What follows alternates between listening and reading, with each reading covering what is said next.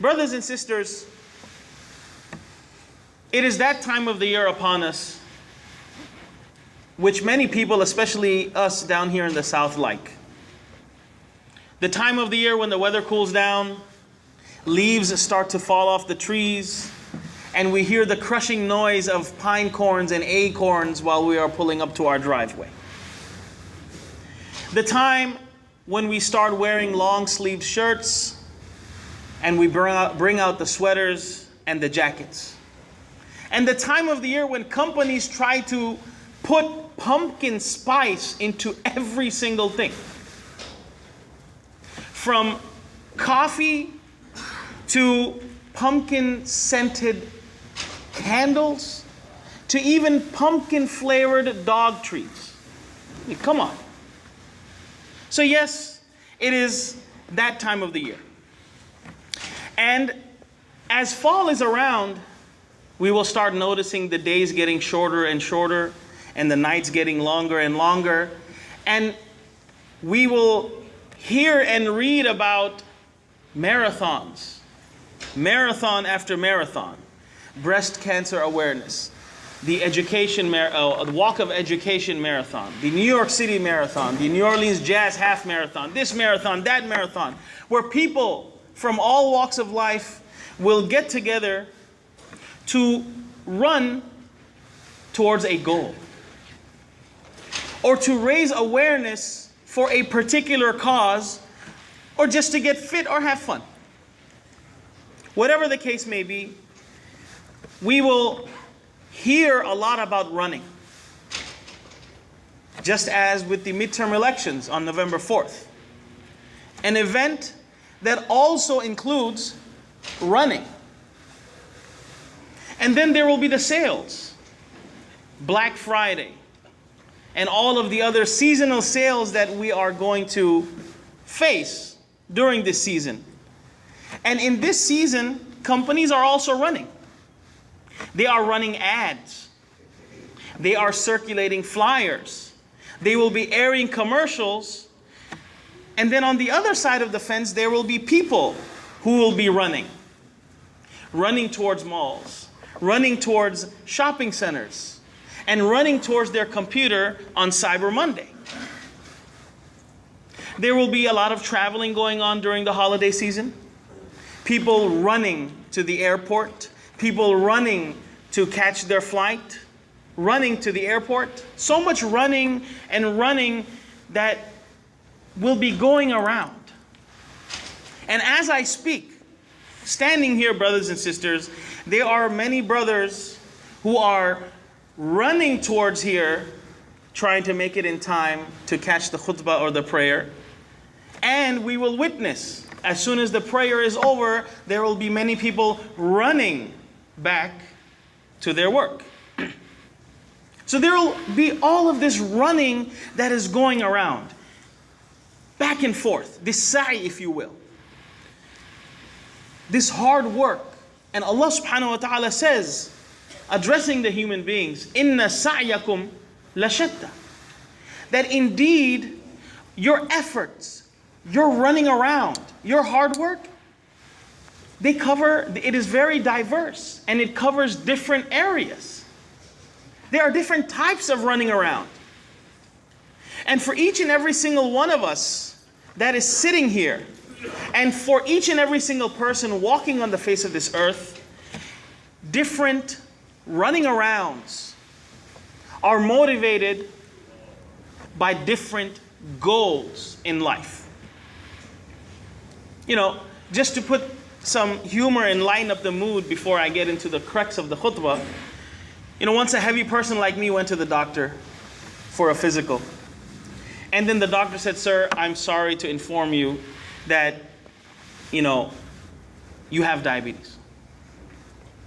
So the hefty guy like me answered, "Oh, it's no problem. It runs in the family." And then the doctor turns around and says that, no. The problem is that no one runs in the family. That's why you have diabetes today. So running around is something that is necessary for human beings. It's inevitable. A person runs, some people run their business. Or rather, I should say, the business runs them. Been there, done that. So people run their business. They invest money into it. They invest their time into it. For what? To fulfill their needs. To meet their necessities. To keep a roof over their heads. To keep food on the table. To keep the house cool in the heat. And to keep the house warm in the cold. But does it end there? No. A person keeps on putting more and more work and hours into that business so that business can grow and become stronger so that we can make more money. For a person who's in the working class, a person will work 30, 40, 50, 60 hours as long as that person's body can accommodate. And then everyone that is working is trying to move up the ladder, trying to get a promotion so that a person can make more money. Likewise, a student, and not every student, a student who is taking their education seriously. They are always working harder and harder and studying harder and harder to keep their GPA at a certain level. And during internships, they work to their utmost, full capacity, so that they can have a competitive edge in landing a job in that place. A person who is into sports, they practice and train harder and vigorously so that they can win the next game and then move up and go from statewide to regional, and then go from regionals to nationwide championships. And then eventually play pro. For what? For the love of the game? Oh, because I love playing football. That's why I'm going to try for the pros. No. For what? To make more money. For that big fat contract. And once any human being achieves their goal, that I want a successful business, I want a very good education, then a person sets another goal and then works hard towards that. And once that goal is achieved, a human being keeps on setting goals higher and higher and higher, and works so hard that even after having accomplished so much in life, in a person's pursuit from getting from here to there, if there is a little setback, a person feels like they have not accomplished anything, even though they're already right here in life. There's always this constant pursuit for more and more. And the Prophet ﷺ has stated this very, very clearly. That لو كان لابن آدم واديا من ذهب لأحب أن يكون له واديان. That if the son of Adam had one valley, not a brick of gold, every single person over here would be very happy if they landed on a brick of gold, right? You would be crazy not to. And if you don't like it, give it to me. I will like it for you. The Prophet ﷺ said, if you had a valley of gold, the son of Adam would want another one. And the only thing that puts a stop to this desire of more and more and more is dirt and dust and sand when a person dies. So this is the nature of the human being. And because our existence originates from dirt. That's why we are inclined towards it. We are attracted towards it and drawn towards it. But not just our attraction and our inclination towards dirt. There is also another aspect of the human being that is very important. That is a part of our existence. It is a part of our DNA. And that is the need for each and every single human being to be liked and loved. From the beginning, when a child, a fetus, is in the womb of his or her mother, being in that warmth, in the confines of the mom's womb, and then when the child is born, that love transfers from the womb to the lap chest, and lips of a mother. And the warmth a baby receives from the father, and the love, compassion, and mercy that a baby sees from their grandparents and everyone else. Even a random person. If you're walking with a baby stroller, with your baby in there, a random person at Walmart will come, "Oh, such a cute baby. So cute." Random display of affection and compassion towards a baby. When a baby cries, it is contained with a simple hug. So this is how a baby is developed in the womb, with love, surrounded with love. And this is what a baby needs and strives on as they grow. And this need of being wanted, being liked and loved, adored, being demanding attention, it continues with that person through every stage in life. When a child gets a little older, then that child wants love and attention from the homeroom teacher. Then when a child gets a little older, he or she wants to be liked by their friends. And then once a child hits adolescence, the focus and concentration of where a person seeks love and likeness from also changes. To such a point that even a mature, young, strong, independent man or woman will, even at that point, totally independent, will always have the need to be loved. Why is that? Because Allah subhanahu wa ta'ala is Al-Wadud. Allah subhanahu wa ta'ala is the most loving. He is the source of love. And He has placed a fraction of this love in all of His creation. A fraction of His mercy in all of His creation. And because of Allah subhanahu wa ta'ala instilling this within our nature, this becomes the drive and catalyst behind our need to be loved and our desire to be accepted and appreciated by people around us. This is the drive behind it. But Allah subhanahu wa ta'ala put this motivation and this drive within us so that we can love Allah subhanahu wa ta'ala back first. You know, when someone dies, we say, "Inna lillahi wa inna ilayhi raji'un." To Him that we belong, and to Him we return. Allah subhanahu wa ta'ala does not want us to return to Him only after we die. Allah subhanahu wa ta'ala wants us to come back to Him and return to Him while we are alive. He wants us to come back to Him while we are living this life, not just when we move on to the next.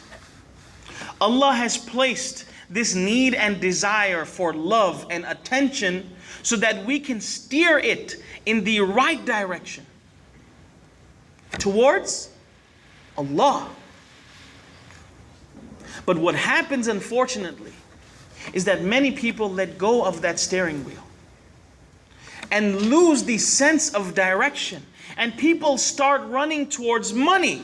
They start running towards other people. They start running towards positions and statuses sometimes that are not even monetarily paying back something. Just a position for the sake of position.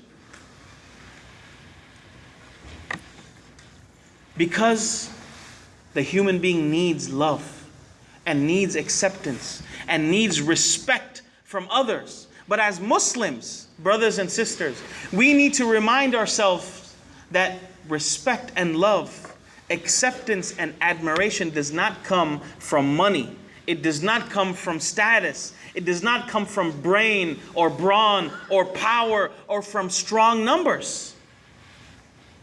Allah subhanahu wa ta'ala individually explained to us and shared with us stories of nations in the past who sought their acceptance in power and in intelligence and in might and in money And one by one, Allah subhanahu wa ta'ala rid of all of them.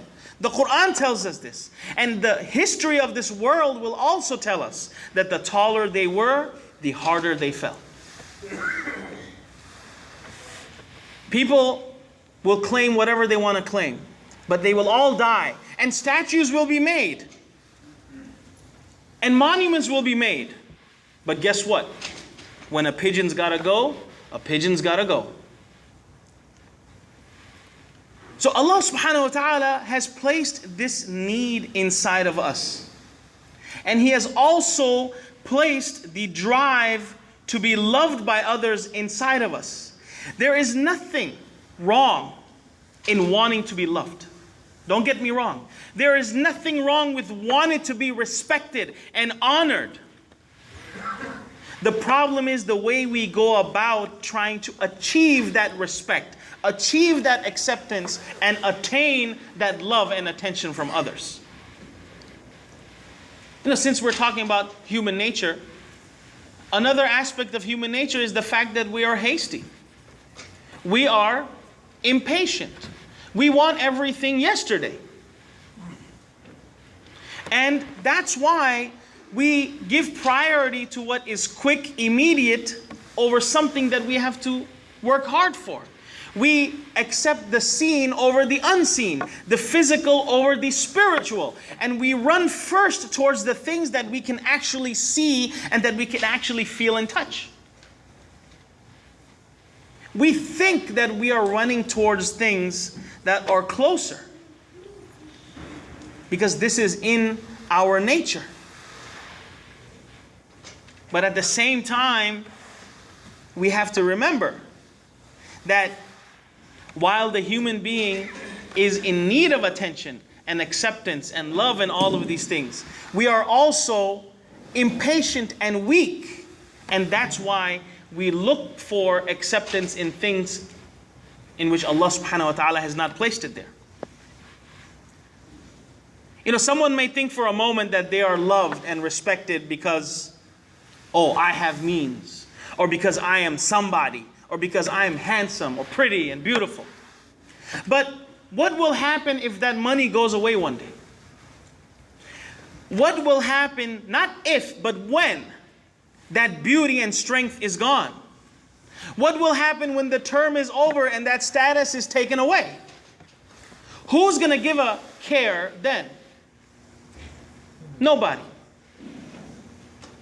The solution to fulfilling our need of being loved and liked and respected and honored is simple.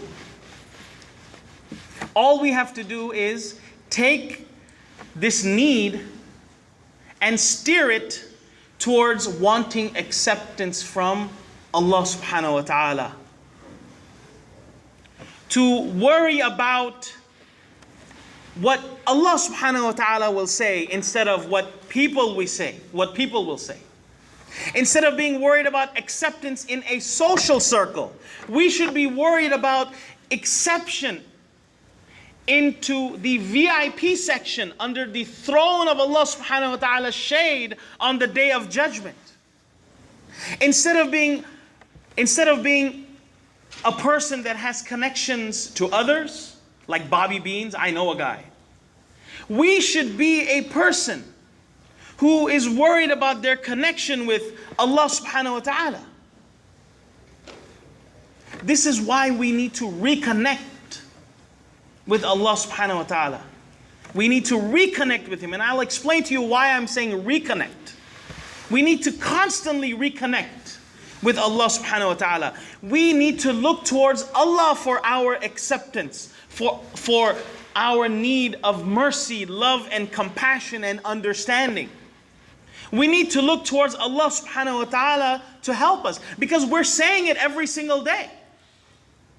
We talk the talk. إِيَّاكَ نَعْبُدُ وَإِيَّاكَ نَسْتَعِينُ. At least 17 times a day. Each and every single one of us is saying, oh Allah, only You we worship. And only You we are seeking help of.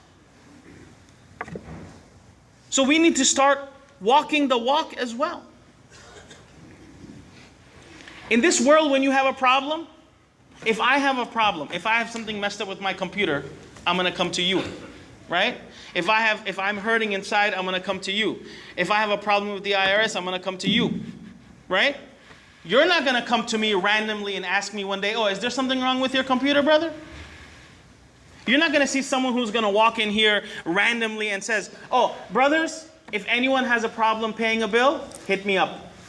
I'm your man. You're not gonna see someone who walks in randomly, oh, anyone falling behind on their mortgage? Holla at me. That doesn't happen. But Allah subhanahu wa ta'ala, the Prophet sallallahu alaihi wasallam tells us, compliments of Abu Hurairah radiyallahu anhu, that when half of the night or 2/3 of the night goes by, Allah subhanahu wa ta'ala descends towards the skies of the earth and He says Himself, هَلْ مِن سَائِلٍ يُعْطَى. Is there anyone out there asking so that I can give? هَلْ مِن دَاعٍ يُسْتَجَابُ لَهُ. Is there anyone who is calling me that I can answer? هَلْ مِن مُسْتَغْفِرٍ يُغْفَرُ لَهُ. Is there anyone who is seeking repentance so that so that person may be forgiven? Allah comes Himself and asks His servants, is there anyone out there who needs help? No one's going to walk in asking us if we need help, except for Allah subhanahu wa ta'ala.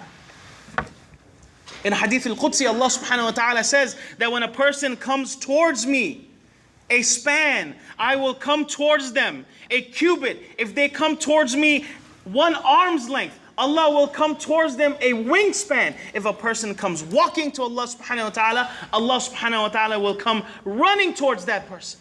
This is the difference between whose acceptance we should be seeking and whose acceptance we are currently seeking. Brother Shu'aib last week spoke about having high hopes in Allah subhanahu wa ta'ala's mercy, about how much love Allah subhanahu wa ta'ala shows His creation. What about showing it back? The more we put Islam in the back seat in pursuit of happiness, the more it will run away from us. And the more we pursue Allah subhanahu wa ta'ala's happiness, happiness will never leave us alone. One person came to the Prophet sallallahu alaihi wasallam and he said, Ya Rasulullah, dullani ala amalin idha amiltuhu ahabbani Allah wa ahabbani nas. This shows that it is our nature to want people to like us. Oh Prophet sallallahu alaihi wasallam, tell me something that I could do. Prescribe a regimen for me. That if I do this, not only will Allah love me, but people will love me too. The Prophet ﷺ said, "Izhad fi dunya yuhibbuka Allah, wazhad fima inda nas yuhibbuka nas." Don't give everything up in pursuit of dunya. Allah subhanahu wa ta'ala will love you. And don't put your eyes focused on what people have. People will love you. Our focus should be on Allah subhanahu wa ta'ala. When Allah is in our hearts, we will be in everyone else's hearts. I'm going to conclude with one hadith in which Allah subhanahu wa ta'ala says, this is a hadith al-Qudsi, compliments of Abu Hurairah radiyallahu anhu. إِذَا أَحَبَّ عَبْدًا إِنَّ اللَّهَ تَعَالَى إِذَا أَحَبَّ عَبْدًا نَادَى جِبْرَائِيل. When Allah loves a servant, Allah subhanahu wa ta'ala calls Jibreel and says that verily Allah loves this person, so you love him too. And Jibreel alayhi salam loves that person. ثُمَّ يُنَادِي جِبْرَائِيلُ فِي السَّمَاءِ إِنَّ اللَّهَ قَدْ أَحَبَّ فُلَانًا فَأَحِبُّهُ. Then Jibreel alayhi salam makes an announcement in the sky. Hear ye, hear ye.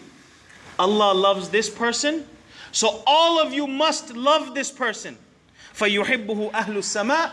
All the angels in the sky love that person. وَيُوضَعُ لَهُ الْقَبُولُ فِي أَهْلِ الْأَرْضِ. This acceptance, the Prophet ﷺ used the word acceptance. Then Allah subhanahu wa ta'ala spreads throughout the masses acceptance and love and admiration for this person. Why? Because this person filled his heart with Allah, so Allah filled everyone's heart with love for that person. أقول قولي هذا وأستغفر الله لي ولكم ولسائر المسلمين فاستغفروه إنه هو الغفور الرحيم.